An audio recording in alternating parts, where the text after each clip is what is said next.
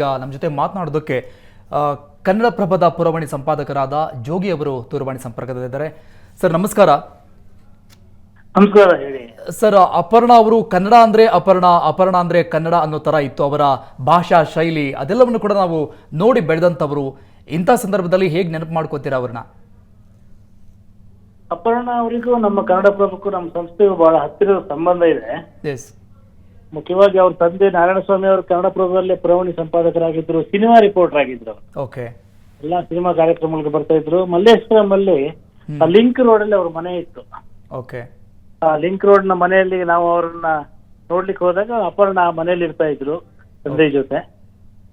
ಬಹಳ ಮುದ್ದು ಮುಖದ ಹುಡುಗಿಯಾಗಿ ಆಗ ಆಕೆ ಕೂಡ ನಟನೆಯಲ್ಲಿ ಆಸಕ್ತಿ ಇತ್ತು. ತಂದೆಯ ಅವಳನ್ನು ಕೂಡ ನಟನೆ ಕರ್ಕೊಂಡ್ ಬಂದಿದ್ರು. ಆ ದಿನಗಳಿಂದ ಅಪರ್ಣ ಅವರನ್ನು ನಾವೊಂಥರ ಮನೆಯ ತಂಗಿಯ ಹಾಗೆ ನೋಡಿ ಆಕೆಯ ಅಭಿನಯವನ್ನ, ಆಕೆಯ ಒಂದು ಪ್ರತಿಭೆಯನ್ನ ನೋಡ್ಕೊಂಡು ಬಂದವರು. ಕನ್ನಡದ ಒಂದು ಧ್ವನಿ ಅಂತ ಹೇಳಿ ನಮಗೆ ನಿರೂಪಣೆಯಲ್ಲಿ ಅಥವಾ ಬೇರೆ ಬೇರೆ ಕಾರ್ಯಕ್ರಮಗಳಲ್ಲಿ ನಮಗೆ ಕೇಳಿ ಬರ್ತಿದ್ದ ಏಕೈಕ ಧ್ವನಿ, ಬಹುಶಃ ನಾವು ಸುಮಾರು 30 ವರ್ಷಗಳ ಕಾಲ ಆ ಧ್ವನಿಯನ್ನ ಎಡೆಬಿಡದೆ ಕೇಳಿದ್ದೀನಿ. ಬೆಂಗಳೂರಿಗೆ ಮೆಟ್ರೋ ಬಂದಾಗ ಮೆಟ್ರೋದಲ್ಲಿ ಒಂದು ಅನೌನ್ಸ್ಮೆಂಟ್ ಬರ್ತಿತ್ತಲ್ಲ, ಅದನ್ನ ಅಪರ್ಣ ಮಾಡ್ತಾ ಇದ್ರು. ಆನಂತರ ಸಿನಿಮಾಗಳಲ್ಲಿ ನಡೆಸ್ತಾ ಇದ್ರು. ಆಮೇಲೆ ಅವರಿಗೆ ಎಷ್ಟು ಪ್ರತಿಭೆ ಇತ್ತು ಅಂದ್ರೆ ನಮ್ಗೆ ಗೊತ್ತೇ ಇರ್ಲಿಲ್ಲ. ಅದು ಅವರು ನಟನೆ ಮಾಡ್ತಾರೆ ಅನ್ಕೊಂಡಿದ್ವಿ. ಆಮೇಲೆ ಕನ್ನಡಪ್ರಭಕ್ಕೆ ಒಂದು ಅಂಕಣ ಬರೀತಾರೆ, ಸಖಿ ಗೀತ.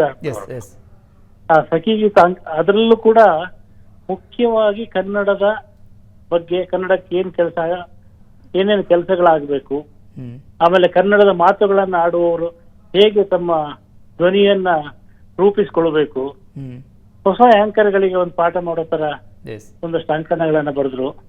ಹೀಗೆ ಅವರನ್ನು ನೆನಪಿಸಿಕೊಂಡಾಗ ನಾವು ಅವ್ರ ಜೊತೆ ಒಂದ್ 2-3 ಪ್ರವಾಸ ಹೋಗಿದ್ದೆ. ಯಾಕಂದ್ರೆ ಅವರ ಗಂಡ ನಾಗರಾಜ್ ವಸ್ತಾರೆ ಕೂಡ ಅವರೊಬ್ರು ಕಥೆಗಾರರು, ಲೇಖಕರಾಗಿದ್ರಿಂದ ಬಹಳ ಹತ್ತಿರದ ಸಂಬಂಧ ಇತ್ತು. ಅವ್ರ ಮನೆಗೆಲ್ಲ ಹೋಗ್ತಿದ್ದೆ.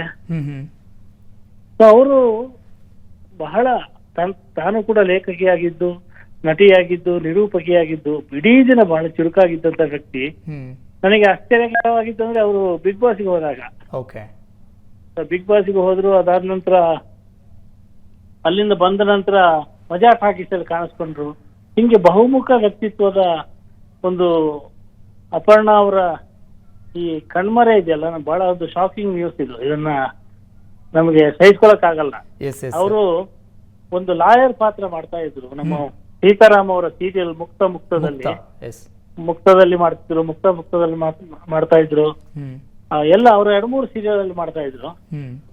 ಅದ್ರಲ್ಲೂ ಕೂಡ ಬಹಳ ಅದ್ಭುತವಾಗಿ ನಡೆಸಿ ಒಂದು ಕನ್ನಡದ ಮನೆ ಮಗಳ ಅಂತಿದ್ದ ಹುಡುಗಿಯವರು ಆ ಕಾಲದಿಂದ ಕೂಡ ನೋಡ್ಕೊಂಡು ಬಂದವರಿಗೆ.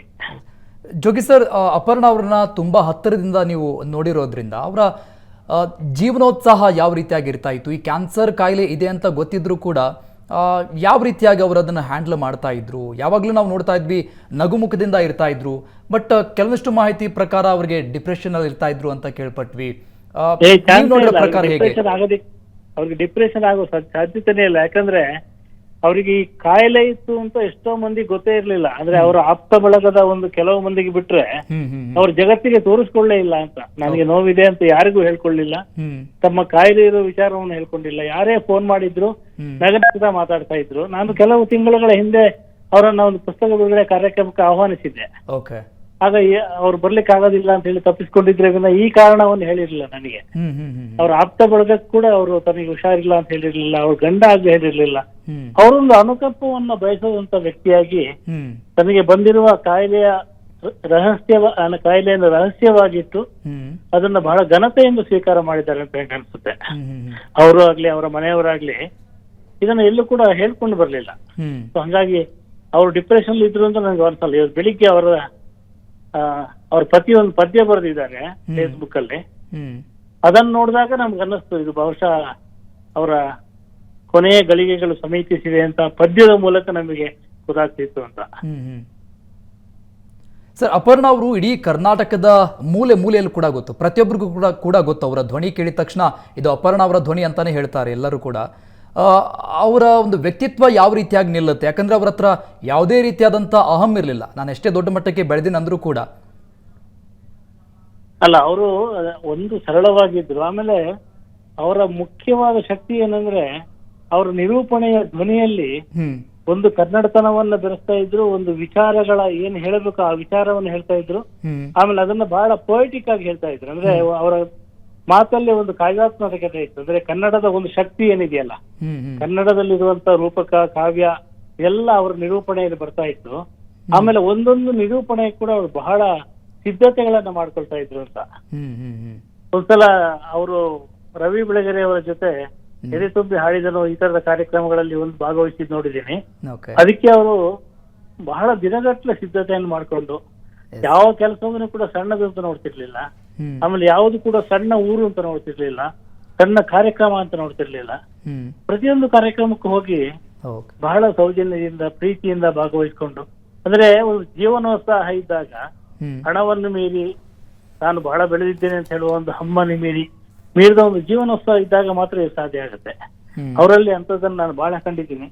ಅವರೊಂದು ಗೆಳೆತನಕ್ಕಾಗ್ಲಿ ಅಥವಾ ಹಲವರಿಗೆ ಒಂದು ಗುರುಗಳಾಗಿ, ಹ್ಮ್ ಅಂದ್ರೆ ಅವರೆಲ್ಲ ಬಹಳ ಮಂದಿ ಕೇಳ್ತಾ ಇದ್ರು ಹೇಗ್ ಮಾಡ್ಬೇಕು, ಹೇಗೆ ಕಲಿಬೇಕು ಅಂತ. ಅದನ್ನೆಲ್ಲ ಬಹಳ ಚೆನ್ನಾಗಿ ಹೇಳ್ಕೊಡ್ತಾ ಇದ್ರು ಅವರು. ಓಕೆ ಯಾವುದೇ ಒಂದು ಏನು ಅಹಂಕಾರವಾಗ್ಲಿ ಹ್ಮ್ ಅಥವಾ ತಾನೇನು ಹೇಳ್ಕೊಡೋದು ಈ ತರದ್ದೇನು ಅನ್ನಿಸ್ತಿರ್ಲಿಲ್ಲ. ನಾನು ಹಲವು ಕಡೆ ಅವರು ಈ ತರ ಪಾಠ ಮಾಡಿದ್ದನ್ನು ಕೂಡ ನಾನು ನೋಡಿದ್ದೇನೆ. ಹ್ಮ್ ಅಪರ್ಣಾ ಅವರ ಒಳಗಡೆ ಒಬ್ಬ ನಟಿ ಇದ್ದಾರೆ ಅನ್ನೋದನ್ನ ಪುಟ್ಟಣ್ಣ ಕಣಗಾಲ್ ಅವರು ಮೊದಲು ಗುರುತಿಸಿದ ಸರ್, ಅವ್ರನ್ನ ಚಿತ್ರರಂಗಕ್ಕೆ ಕರ್ಕೊಂಡ್ ಬಂದಿದ್ದು. ಹೌದೌದು, ಮಸಣದ ಹೂವಿನಲ್ಲಿ ನೀವು ಆ ಮಸಣದ ಹೂವು ಸಿನಿಮಾ ನೋಡಿದ್ರೆ ಹ್ಮ್ ಆಕೆ ಎಷ್ಟು ಮುಗ್ಧವಾದ ಒಂದು ಪಾತ್ರವನ್ನು ಮಾಡಿದ್ದಾರೆ ಅಂತ ಗೊತ್ತಾಗುತ್ತೆ. ಹ್ಮ್ ಅದು ಅವ್ರ ತಂದೆ ಗೊತ್ತಿತ್ತು. ಅವರ ನಾಟಕಗಳಲ್ಲಿ ಮತ್ತು ಶಾಲಾ ದಿನಗಳಲ್ಲಿ ಹಾ ಹಾ ಆಕೆಯ ಪ್ರತಿಭೆ ಅನಾವರಣಗೊಂಡಿತ್ತು. ಹ್ಮ್ ಅವ್ರ ಸಿನಿಮಾಕ್ಕೆ ಬರಬೇಕೋ ಬೇಡವೋ ಅಂತ ಹೇಳುವ ಒಂದು ಅನುಮಾನ ಅವ್ರ ತಂದೆಯಲ್ಲೂ ಇತ್ತು, ಅವ್ರು ಕರ್ಕೊಂಡ್ ಬರಬೇಕೋ ಬೇಡವೋ ಅಂತ. ಯಾಕಂದ್ರೆ ಅವರು ಸಿನಿಮಾ ಪತ್ರಕರ್ತರಾಗಿದ್ರಿಂದ ಆ ಕಾಲದಲ್ಲಿ ಅವಕಾಶ ಎಷ್ಟಿದೆ, ಸೊ ಅಟ್ಲೀಸ್ಟ್ ಮದುವೆ ಆಗೋ ತನಕ ಮಾಡೋಣ ಅಂತೇಳಿ ಅವರು ಆ ಸಿನಿಮಾ ಕರ್ಕೊಂಡ್ ಬಂದಿದ್ರು.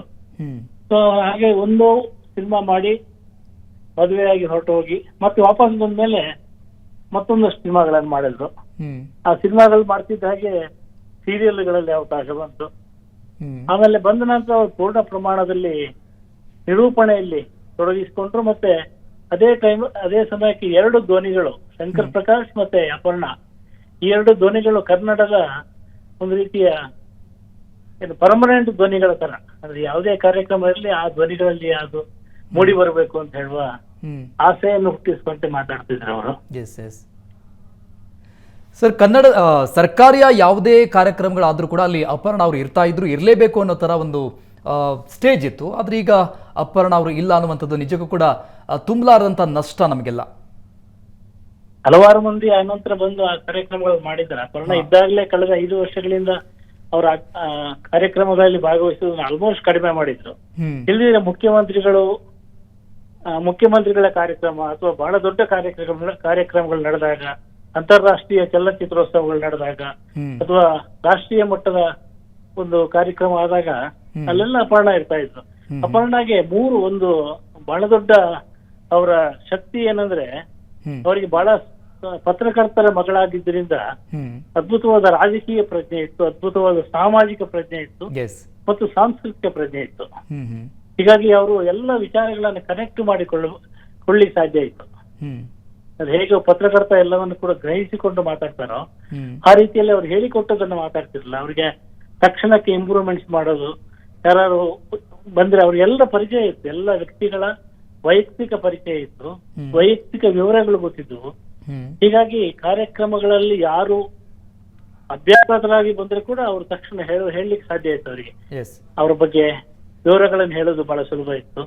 ಈ ರೀತಿಯಾಗಿ ಒಂದು ಕನ್ನಡಕ್ಕೆ, ಕನ್ನಡದ ಮಣ್ಣಿಗೆ, ನೆಲಕ್ಕೆ, ಸಂಸ್ಕೃತಿಗೆ, ಭಾಷೆಗೆ ಕನೆಕ್ಟ್ ಆದಂತ ಒಂದು ಜೀವ ಅದು.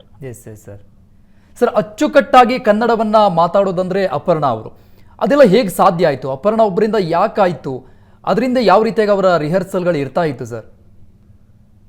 ಅಲ್ಲ, ಅವರಿಗೆ ಅದು ಬಹುಶಃ ಹುಟ್ಟಿನಿಂದ ಬಂದಿದ್ದು ಅನ್ಸುತ್ತೆ. ಯಾಕಂದ್ರೆ ಅವ್ರು ಬೆಳೆದ ವಾತಾವರಣ, ತಂದೆಯ ಒಂದು ಕನ್ನಡ, ಆ ಕಾಲದ ಎಲ್ಲ ಪತ್ರಕರ್ತರು ಬಹಳ ಸ್ಪಷ್ಟವಾದ ಕನ್ನಡವನ್ನು ಮಾತಾಡ್ತಿದ್ರು, ಬರೀತಿದ್ರು. ಮನೆಗಳಲ್ಲಿ ಕನ್ನಡದ ವಾತಾವರಣ ಇರ್ತಿತ್ತು. ಎಲ್ಲಕ್ಕಿಂತ ಹೆಚ್ಚಾಗಿ ಅವ್ರು ಹುಟ್ಟಿದ ಮಲ್ಲೇಶ್ವರಂ ಅಂದ್ರೆ ಕನ್ನಡದ ನೆಲ. ಹಾಗಾಗಿ ಅವರ ಜೊತೆಗಾರರು, ಅವರು ಓದಿದ್ದು, ಹೀಗೆ ಕನ್ನಡ ಅವರ ಬಾಲ್ಯದಿಂದಲೇ ಅವ್ರ ಜೊತೆಗಿತ್ತು ಅಂತ ನಂಗೆ ಅನ್ಸುತ್ತೆ. ಓಕೆ ಯಾಕಂದ್ರೆ ನಾವು ನೋಡಿದಾಗಲೇ ಬಹಳ ಸ್ಪಷ್ಟವಾಗಿ ಮಾತಾಡ್ತಿದ್ರು ಅವರು. ಓಕೆ ಸರ್ ಕೊನೆಯದಾಗಿ ಏನು ಹೇಳ್ತೀರಾ ಈ ಸಂದರ್ಭದಲ್ಲಿ? ಏನಿಲ್ಲ, ಒಂದು ಕನ್ನಡದ ಧ್ವನಿ ಉಡುಗಿದೆ, ಎಸ್. ಒಂದು ಕನ್ನಡದ ಧ್ವನಿ ಮರೆಯಾಗಿದೆ. ಇದು ಬಹಳ ಕಾಲ ನಮ್ಮನ್ನು ಕಾಡುವಂತ ವಿಚಾರ. ಓಕೆ. ಅವರ ಆತ್ಮಕ್ಕೆ ಶಾಂತಿ ಸಿಗಲಿ, ಎಸ್. ಹಾಗೂ ಅವರು ನಮ್ಗೆ ಕೊಟ್ಟಂತ ಸಂತೋಷವನ್ನ ನಾವೆಲ್ಲ ಚಿರಕಾಲ ನೆನಪಲ್ಲಿಡೋಣ ಅಂತ ಹೇಳಕ್ಕೆ ಇಷ್ಟ. ಥ್ಯಾಂಕ್ ಯು ಜೋಗಿ ಸರ್, ನಮ್ಮ ಜೊತೆ ಮಾತನಾಡಿದ್ದಕ್ಕೆ.